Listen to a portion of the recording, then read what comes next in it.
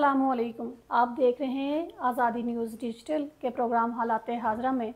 मैं हूं नसरीन शेख और हमारे साथ मौजूद हैं जावेद इकबाल हाशमी साहब, सीनियर सहाफ़ी हैं, सीनियर तजियाकार हैं। सर, आपको प्रोग्राम में खुशामदीद कहते हैं। सर, ये बताएं कि जॉइंट अवामी एक्शन कमेटी ने जो है वो 38 चार्टर ऑफ डिमांड जो उनका सामने आया है, उन्होंने 29 सितंबर की कॉल भी दी है। आप क्या समझते हैं कि उनकी 29 सितंबर की कॉल जो है वो कामयाब होगी? बिस्मिल्लाहिर्रहमानिर्रहीम। बहुत शुक्रिया मैडम नसरीन।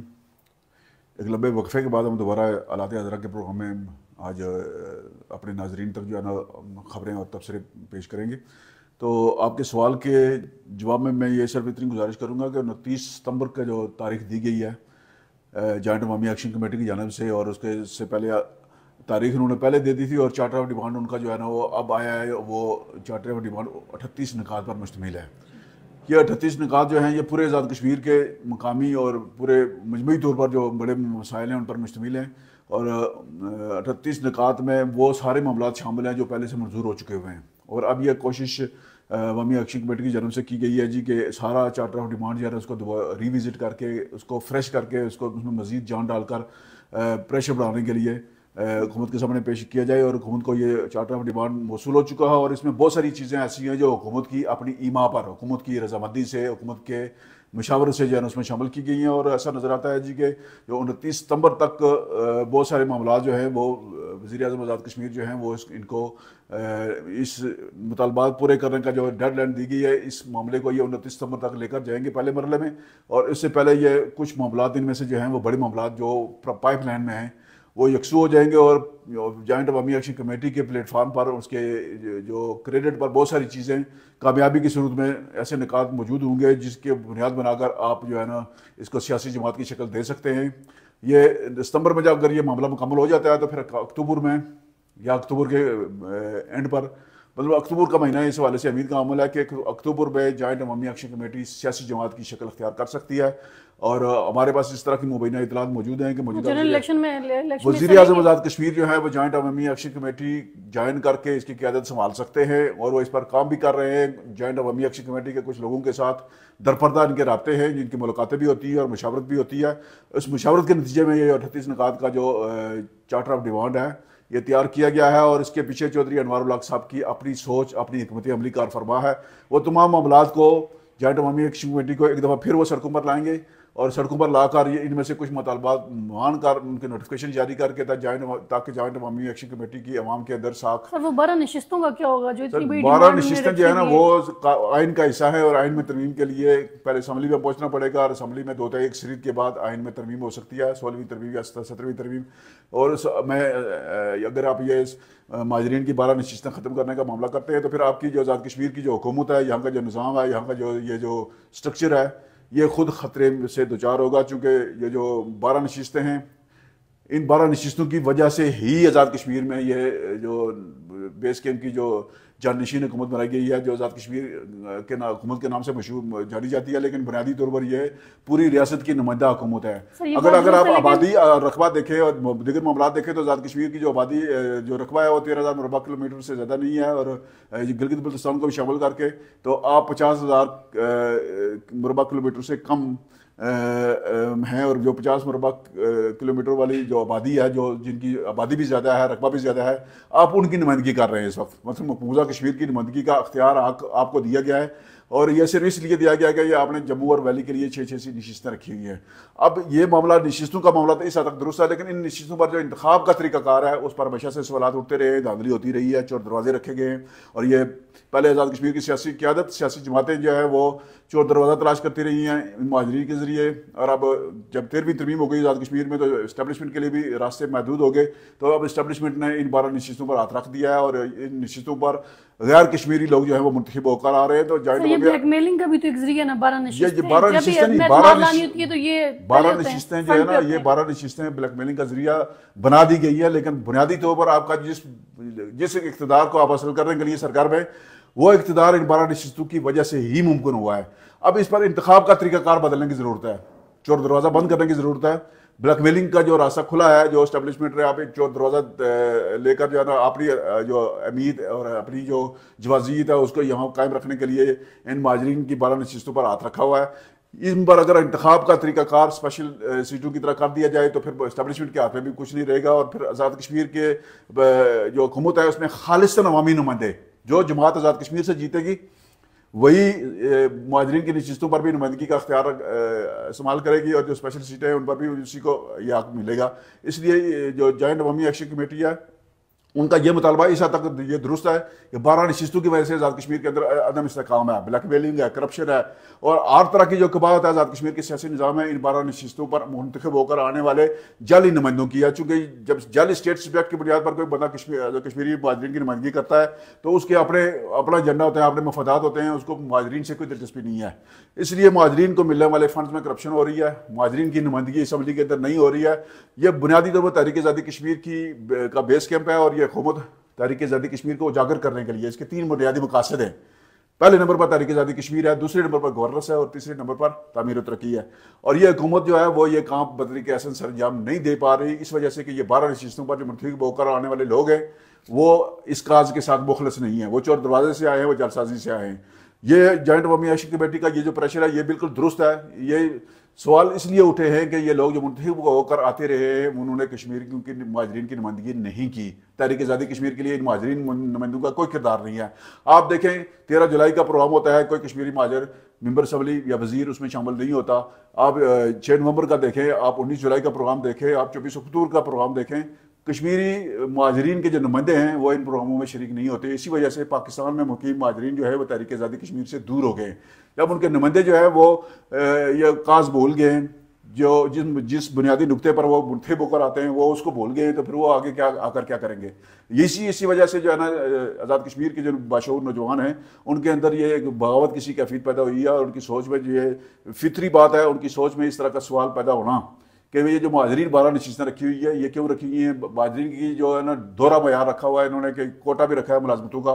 ये तामीर और तरक्की के जो फंड्स हैं आज़ाद कश्मीर हुकूमत से भी पैसे ले रहे हैं, ये वफाकी हुकूमत से भी ले रहे हैं और सूबाई हुकूमतों से भी ले रहे हैं। ये कि और ज़मीन पर एक पैसा नहीं लग रहा। ये वफाकी हुकूमत की जो असामियाँ हैं वहाँ भी इनको पाकिस्तान के दर्जावल की शहरी की हैसियत हासिल है, और या वहाँ शामिल हो सकते हैं और नौकरियाँ वहाँ से ले रहे हैं। यहाँ भी उनके लिए 19% मजबूरी तौर पर 25% है, लेकिन जो ये मुहाजिरीन मुकीम पाकिस्तान है इनके लिए 19% कोटा है, और बाकी जो 6% है वो 89 के मुहाजिरीन के लिए है। असल मुहाजिर जो तहरीक आज़ादी कश्मीर में जिनका बुनियादी किरदार है वो 89 के मुहाजिरीन हैं, जो घर बार छोड़ कर आए हुए दर बदर हो रहे हैं। उनके लिए उनके मसाइल जो है ना अभी तक इजलासों में ज़ेर हो रहे हैं। सबसे बड़ी कुर्बानी इनकी है। जो 47 में मुहाजिर होकर आए, जो 65 में मुहाजिर होकर आए, वो बुनियादी तौर पर इनको मुहाजिर नहीं कहना चाहिए कि अपने घर के एक हिस्से से दूसरे हिस्से में आए। तो जिन्होंने कुर्बानी दी है, असल कुर्बानी जानों की, माल की, अपने नौजवानों की, वो 89 के मुहाजिरीन हैं, और उनको नज़रअंदाज किया हुआ है हुकूमत ने भी। और उनकी नुमाइंदगी होनी चाहिए बिल्कुल, उनके लिए भी 1 या 2 नशिस्तें असम्बली के अंदर मुख्तस होनी चाहिए। और मुहाजिरीन के जो मुलाजमतों का कोटा है वो बिल्कुल ख़त्म करके ओपन मेरिट करना चाहिए। और मुहाजिरीन मुकीम पाकिस्तान और आज़ाद कश्मीर में जो 89 के मुहाजिरीन इनको भी इस पर शामिल किया जाना चाहिए। उसमें जो भी मेरिट पर पहले आए उसको मुलाजमत मिलनी चाहिए। ये जो कोटा वाइज है, कोटे की वजह से नालायक और नया लोग आगे आ रहे हैं, और हमारा जो सिस्टम है इसको शदीद खतरात लाक हैं। हाशमी साहब, वज़ीर-ए-आज़म सेक्रेटेरिएट हाउस के वज़ीर-ए-आज़म हाउस के जो अखराजात हैं उसके हवाले से खबर शाया हुई है, और वज़ीर-ए-आज़म साहब इसका दावा करते हैं कि उन्होंने अखराजात में कमी की है। तो क्या तफसीलात हैं इस हवाले से, क्या बना उस दावे का? देखिए, अखराजात में कमी, वज़ीर-ए-आज़म सेक्रेटेरिएट के अखराजात में तो कमी हुई है, इसलिए कि उन्होंने एक मुलाजमीन की एक लंबी फहरिस्त जो है वो एक महकमा सर्विसेज में एक सरप्लस पूल कायम किया और सारे मुलाजमीन उधर शिफ्ट कर दिए। अगर ये मुलाजमीन घर भेज दिए जाते, इनकी मुलाजमतें खत्म हो जाती, कौमी खजाने से इनको तनख्वाह ना मिलती, तो फिर तो बात बनती थी। लेकिन वज़ीर-ए-आज़म साहब चूँकि कमाल के बेहतरीन किस्म के ऑडिटर हैं, बहुत अच्छे मुंशी हैं, और उन्होंने अपनी इन सलाहियतों का भरपूर इस्तेमाल करते हुए एक नई मद तश्कील दी, सरप्लस पूल, और उसमें 48 करोड़ रुपए मुख्तस किए। और जो वज़ीर-ए-आज़म सेक्रेटरी के जो मुलाजमीन थे वो सारे उधर शिफ्ट कर दीजिए कि इनको तनख्वाहें वहाँ से मिलेंगी। अब ये सारे लोग जो हैं महकमा सर्विसेज की सरप्लस पूल से तनख्वाहें वसूल कर रहे हैं, घर बैठे तनख्वाहें वसूल कर रहे हैं, कोई काम नहीं कर रहे हैं। और वज़ीर-ए-आज़म साहब जो है ना वो बड़ी सीना तान कर जो है ना दावा करते हैं कि मैंने वज़ीर-ए-आज़म सेक्रेटेरिएट के और हाउस के अखराजात कम कर दिए। 3 मुलाजिम, उनका दावा है कि मैं 3 मुलाजमीन पर उनसे काम ले रहा हूँ। अब मसला ये है कि वज़ीर-ए-आज़म सेक्रेटेरिएट में कोई फाइल जाती नहीं है, कोई काम रहा ही नहीं है, आपने कोई काम छोड़ा ही नहीं है। आपने सेक्रेटरीज को पाबंद किया हुआ है कि कोई समरी मेरी इजाज़त के बगैर ना भेजें, कोई फाइल ना भेजें। तो जब वो फाइल आएगी नहीं तो आगे काम की ज़रूरत क्या है। और ना तो आपने किसी को चाय पानी पूछना है, ना आपने किसी को खाना पूछना है, गाड़ी आप खुद ड्राइव करके जो रात की तारीकी में जो है ना वो मुख्तलिफ मुकामात पर आप देखे जाते हैं, कभी एक शराह पर आवारगी करते हैं, कभी दूसरी शराह पर आवारगी करते हैं। आपने जिनसी स्कैंडल के मुलजमान को जाकर साथ आप थाने में मिले हैं, वो जिनसी स्कैंडल का जो मुलजम जो आपका वज़ीर-ए-आज़म सेक्रेटरीट का डिप्टी सेक्रेटरी है, एक तरफ आप कहते हैं कि मैंने सारे मुलाजिम फारग कर दिए हैं, मुझे ज़रूरत नहीं है, तो ये वज़ीर-ए-आज़म सेक्रेटरीट का जो आपने रखा हुआ था डिप्टी सेक्रेटरी, ये किस काम के लिए रखा हुआ था? इन्हीं काम के लिए रखा हुआ था, लोगों की इज्जतें लूटने के लिए, लोगों के जज्बात मजरू करने के लिए, ब्लैकमेलिंग के लिए। तो अब पहले तो आप इस मामले पर अपनी पोजीशन क्लियर करें। अब जो अखराजात वाला मामला है, अखराजात में जो बजट रखा गया है आपने, जो अखराजात में 2024-25 के माली साल के दौरान उसमें आपने सीक्रेट फंड भी इस्तेमाल किया है, आपने गाड़ियों का फ्यूल भी इस्तेमाल किया है, आपने सीक्रेट फंड के अलावा मुस्तकीन की इमदाद भी की है, और वो खुशकिस्मत लोग जिनको आपने इमदाद दी है आपके हाथ से, और गाड़ियों की मरम्मती भी हुई है। जब गाड़ियां आपने बंद कर दी हैं, प्रोटोकॉल वाली गाड़ियां खत्म हो गई, तो वो जो आपने 1 करोड़ 60 लाख रुपए का जो फ्यूल खर्च किया उसका हिसाब दें। जो आपने 1 करोड़ रुपए गाड़ियों की मरम्मती के लिए खर्च किए हैं वो भी सब बताएं कि कौन सी गाड़ियों की मरम्मती हुई है। और आपको ये कैसे इलाम हो गया कि आपने गाड़ियों की मरम्मती के लिए आइंदा साल के लिए 4 करोड़ रुपए 5 करोड़ रुपए रखे हैं, और यही फ्यूल की कीमत भी मद में आपने 5 करोड़ रुपए रखे हैं, तो आपको इलाम हुआ है कि अगले साल इतना ज़्यादा फ्यूल खर्च होगा। ये आपके कोल और फेल में तजाद जो है, और ये आपकी मुंशीगिरी यहाँ अगर जो है ना इसके बस होगी है, इसका जवाब आप बिल्कुल इसको आप ख़त्म समझें, क्योंकि आपकी जो आपने कोल और फेल का जो आपने तजाद साबित किया है, लोगों की आंखों में धूल को झोंकने की कोशिश की है, वो बुरी तरह बेनकाब हो गई है। पहले ये बताएं कि ये सरप्लस पूल आपने कायम किस मकसद के लिए किया था, और उसमें इतना बड़ा बजट कैसे आया? अब आइंदा साल के लिए जो बजट का तखमीना है वज़ीर-ए-आज़म सेक्रेटरीट का, वो 1 अरब से ज़्यादा का हो चुका है, और इस वक्त इस साल में जो है ना आपने तकरीबन 90 करोड़ रुपए सरप्लस पूल और वज़ीर-ए-आज़म सेक्रेटरीट को मिलाएं तो ये खर्च हो चुके हैं। आप एक तरफ किफ़ायतशारी का दावा करते हैं, और आपके जो 99 लाख रुपए आपने वज़ीर-ए-आज़म हाउस के अखराजात हैं आपने किसको खाने खिलाए हैं, कहाँ से खिलाए हैं, क्यों खिलाए हैं, बताएं ना। पहले आप कहते थे कि किसी के बाप का पैसा नहीं है कि वज़ीर-ए-आज़म सेक्रेटरीट में अगर जो है लोग खाने खाएं, तो आपने ये 99 लाख रुपए का खाना किसको खिलाया है? कि आपकी अपने घर वालों को खिलाया है या किसी मेहमान को खिलाया है? वो खुशकिस्मत मेहमान है जिसको अपना इतनी बड़ी रकम जो है ना खर्च करके खाना खिलाया है। तो ये कोल और फील का तजाद जनाब वज़ीर-ए-आज़म अब ख़त्म हो जाना चाहिए। आप बेनकाब हो चुके हैं बुरी तरह। आपको ये हकीकत तस्लीम कर लेनी चाहिए कि आपने पूरी आज़ाद कश्मीर की सियासी क़यादत, आज़ाद कश्मीर की सियासी जमातें और वफाकी हुकूमत के ज़ुमा, काबरीन और कौमी सलामती के ज़िम्मेदार अदारे जो आंख और कान है कौमी सलामती के हवाले से, उनको भी आपने बुरी तरह बेवकूफ़ बनाया है, और आप बहुत अच्छे तरीके से कामयाब रहे हैं। और आपके बारे में ये बात अब सरेआम ये कही जा रही है जी कि आप वो मदारी हैं जो दूसरे का सामान उसके घर में जाकर उसी को फरोख्त करने की सलाहियत रखते हैं, और आप इस पर आपने ये काम बहुत बेहतरीन तरीके से किया है कि लोगों का सामान उनके घर में जाकर उन्हीं को फरोख्त कर दिया, और बहुत अच्छे तरीके से जो है ना कामयाबी के साथ वापस भी आ गए हैं। सियासी जमातों की क़यादत जो है उसको इस बारे में गौर करना चाहिए कि उनका बियारिया कहाँ गया, उनके नज़रियात कहाँ गए, उनकी जो मंशूर है वो कहाँ गए, उनकी जो जमातों के कारकुन थे उनके मामलात किधर तक पहुँचे हैं। तो ये सारा कोई अगर कोई एक दफ़ा बैठ कर किसी लीडर ने सोचा तो आपके पास कुछ नहीं बचेगा। हाशमी साहब, मुस्लिम लीग नून ने मुतालबा किया है कि कबल अज़ वक्त जो है वो इलेक्शन करवाए जाएँ। चीफ इलेक्शन कमिश्नर तो जनवरी से अभी तक लगा नहीं है, तो क्या सूरत हाल? देखिए, मुस्लिम लीग नून की क़यादत जो है ना वो इस मामले में संजीदा नहीं है। सही। ये 8-2-3 महीने के बाद एक शुरली छोड़ देते हैं, और उसके बाद फिर लोगों को आंखों में धूल झोंकर वो ये समझते हैं कि हमने जो है ना वो बहुत बड़ा तीर मारा है। एक तरफ हुकूमत से मुराद ले रहे हैं, दूसरी तरफ वो अपोजिशन में होने का दावा करते हैं। अगर मुस्लिम लीग नून आज़ाद कश्मीर की क़यादत चाहे और अपने जो 4 वज़रा और एक मशीर हैं इनको हुकूमत से बाहर निकाले, तो ये हुकूमत या तो आप अपोजिशन में आएँ या हुकूमत में आएँ, दोनों तरफ आप नहीं खेल सकते। जो दो लोग दोनों कश्ती के सवार होते हैं वो हमेशा डूबते हैं। मुस्लिम लीग नून अगर अवाम के साथ मुखलस है, अपने कारकुनों के साथ मुखलस है, जमात के साथ मुखलस है, तो उन्हें हुकूमत से बाहर आ जाना चाहिए। अब कोई जवाब नहीं बचाया। अब ये जो मुस्लिम लीग नून की जो क़यादत है वो मेंबरान असम्बली पर पार्लिमानी पार्टी पर ये छोड़ती है जी कि पार्लिमानी पार्टी खुद फैसला करे।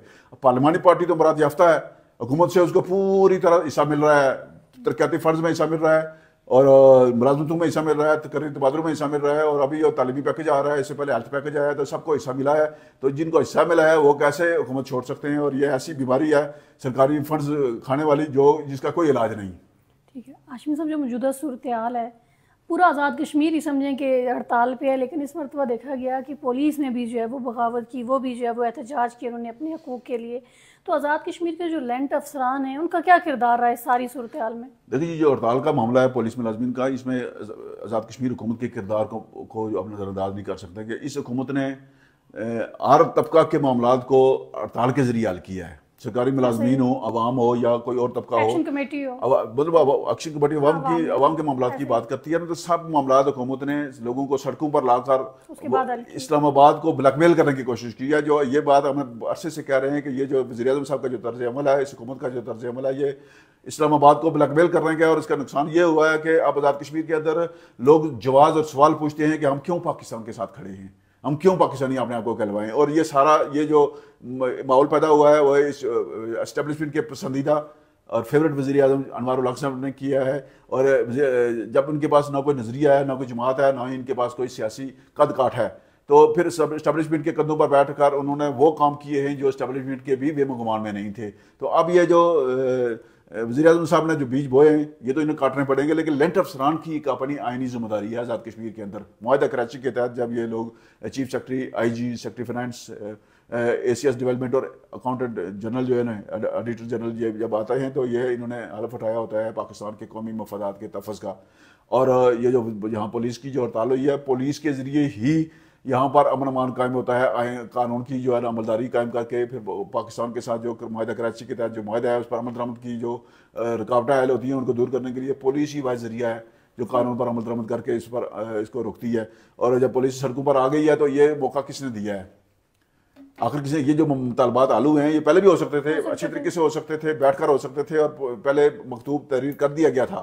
पुलिस एहलकारों ने पहले से कॉल दी हुई थी, सबको पता था। देखिए ये सोशल मीडिया पर तो चल भी रहा था और पुलिस के हुकूमत के पास अपने जराए भी थे, उनसे उनको इन्फॉर्मेशन मिल रही थी। लेकिन ये जो लेंट अफसरान है दोनों, चीफ सेक्रेटरी और IG, उनको इस बात का अंदाजा नहीं था कि पुलिस यहाँ बगावत कर देगी। अब ये बगावत हो गई है तो अब असूली तौर पर आज़ाद कश्मीर हुकूमत का कोई कानूनी और आईनी जवाब बाकी नहीं बचा। और पाकिस्तान की हुकूमत जो है उनको ये चेयरमैन कश्मीर काउंसिल को ये इख्तियार हासिल है कि जब आज़ाद कश्मीर की हुकूमत आइन और कानून के मुताबिक परफॉर्म न कर रही हो तो वो मुदाखलत कर सकते हैं। मुझे नहीं समझ आ रही कि वो मुदाखलत क्यों नहीं कर रहे। फिर ये आज़ाद कश्मीर की जो सियासी क़यादत है ये भी इसका भी दोगला किरदार है। ये वफाकी हुकूमत की मुदाखलत को से भी डरते हैं, उस पर भी एतराज़ करते हैं और इधर मसाइल भी हल नहीं करते। अब जो इस हुकूमत को कायम रखने के जो लोग इसमें मुलव्वस हैं, अनवर उल हक साहब की हुकूमत जो कायम रखने में, इसमें सबसे बड़ा बुनियादी किरदार पाकिस्तान पीपल्स पार्टी का है और उसके बाद मुस्लिम लीग नून का है। दोनों जमातें जो हैं ये दोनों दो कश्तियों का सवार हैं। पाकिस्तान पीपल्स पार्टी इस हुकूमत की सबसे बड़ी बेनिफिशरी है और पाकिस्तान पीपल्स पार्टी के साथ अनवर उल हक साहब का कोई खुफिया माहिदा भी है। और जो खुफिया माहिदा मेरे ख्याल में अक्टूबर नवंबर में ये अच्छे तरीके से जो है बेनकाब हो जाएगा और पीपल्स पार्टी को भी पता चलेगा जी कि अनवर उल हक साहब जो है ना वो कितने बेहतर किरदार के अमल हैं कि वो उनको 2 साल 3 साल झांसे में रखकर जो है ना, वो पहले भी पीपल्स पार्टी के साथ इन्होंने ऐसा ही किया था 2016 के इलेक्शन में कि ये गुड गवर्नेंस कमेटी के चेयरमैन थे और इलेक्शन इन्होंने आज़ाद लड़ा था 2016 का। 2011 से 16 तक इन्होंने इक़्तिदार एंजॉय किया और 16 का इलेक्शन आज़ाद लड़ा। अब भी ये पीपल्स पार्टी के कंधों पर सवार होकर ये हुकूमत कर रहे हैं। पीपल्स पार्टी इस वक्त जो है ना हुकूमत का सबसे बड़ा शेयर होल्डर है और पीपल्स पार्टी खराबियों की और तमाम मामलात की बराबर की हिस्सेदार है। अनवर उल हक साहब जो है ना अगला इलेक्शन पीपल्स पार्टी का टिकट पर किसी सूरत नहीं लड़ेंगे। हालात ऐसे बन रहे हैं कि वो जॉइंट अवामी एक्शन कमेटी में शामिल होकर जॉइंट अवामी एक्शन कमेटी की क़यादत करेंगे और जॉइंट अवामी एक्शन कमेटी को सियासी जमात के तौर पर रजिस्टर करवाकर अलग अलग इलेक्शन एक नए माहौल में, नए अंदाज में लड़ने की कोशिश करेंगे और नया आज़ाद कश्मीर के अंदर एक नया माहौल पैदा होगा सियासी तौर पर, जिसमें सियासी क़यादत और सियासी जमातों की अहमियत मज़ीद कम हो जाएगी। ठीक है हाशमी साहब, ये बताएं कि हुकूमत ने सहाफ़ियों पर जो है वो पाबंदी की कोई खबर चल रही है, तो ये बताएं कि हुकूमत क्यों खौफज़दा है, सवालों से क्यों खौफज़दा होती है? वो देखिए, एक तो हुकूमत खौफज़दा होती है, दूसरे हुकूमत के मुशीर जो होते हैं ना वो ज़्यादा खौफज़दा होते हैं और ये हुकूमत को जो मुशीर हैं ये हमेशा मरवाते हैं। पहले तो बात यह है कि मेरे इल्म में ऐसी कोई पाबंदी अभी तक नहीं है, ना ही मुझे किसी ने रोका है। उसमें मैंने सोशल मीडिया के ज़रिए मुझे पता चला है कि हुकूमत ने कुछ सहाफ़ियों पर कवरेज के हवाले से पाबंदी आयद की है। तो मैं इस प्रोग्राम के वसात से ये दो टोक अंदाज में कहता हूँ कि अभी तक मुझे इस तरह की किसी पाबंदी का इतला नहीं है और ना ही मुझे किसी ने काम से रोका है और ना ही किसी का बाप मुझे पेशा वराना सरगर्मियों से रोक सकता है। अनवर उल हक साहब के वालिद और उनके वालिद चौधरी सोबत अली साहब के वालिद चौधरी अहमद अली साहब आ जाएँ तो मुझे पेशा वराना सरगर्मियों से, मुझे क्या किसी भी सहाफ़ी को वो पेशा वराना सरगर्मियों से नहीं रोक सकते।